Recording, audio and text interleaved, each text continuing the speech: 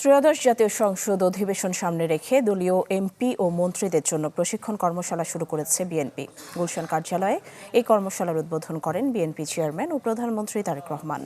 কর্মশালায় deputy speaker প্রসঙ্গে বিএনপির স্থায়ী কমিটির সদস্য সালাউদ্দিন আহমদ বলেন, এই প্রস্তাব উদারভাবে দেখা উচিত জামায়াতের।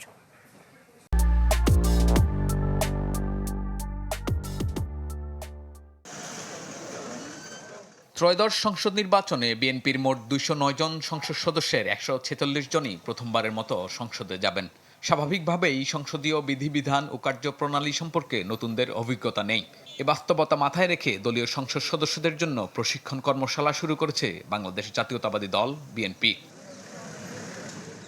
গুলশানে চেয়ারম্যানের কার্যালয়ে দুদিনের এই কর্মশালার উদ্বোধন করেন বিএনপি চেয়ারম্যান ও প্রধানমন্ত্রী তারেক রহমান। প্রথম দিন সকালের পর্বে মন্ত্রী, প্রতিমন্ত্রী, উপদেষ্টাদের সংসদের কার্যপ্রণালী, আচরণবিধি, বিল প্রণয়ন, বাজেট নথিসহ প্রয়োজনীয় বিধিবিধান তুলে ধরা হয়।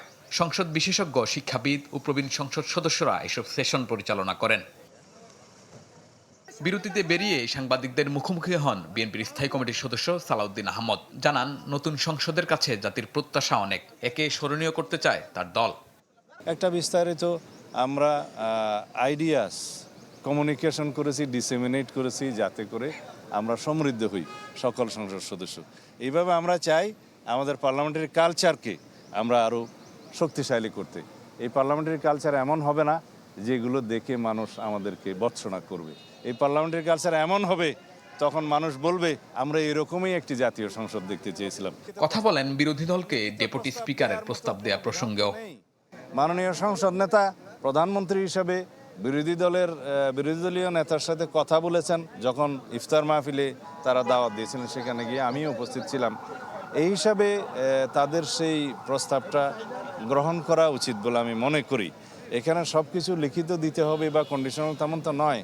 আমরা একটু উদারতা প্রদর্শন করতে চেয়েছিলাম যে আমরা চাই জুলাই জাতীয় সনদে যা কিছু আমরা সম্মত হয়েছি তা এখন থেকেই প্র্যাকটিস করি। দিনের দ্বিতীয় সেশনে রাজশাহী, রংপুর, ঢাকা ও ফরিদপুর বিভাগের একাংশের এমপিরা অংশ নেন কর্মশালায়। শনিবার শেষ দিনে ময়মনসিংহ, সিলেট, কুমিল্লা ও চট্টগ্রাম বিভাগের সংসদ সদস্যরা অংশ নেবেন। শাহনেওয়াজ বাবলু, চ্যানেল 24, ঢাকা।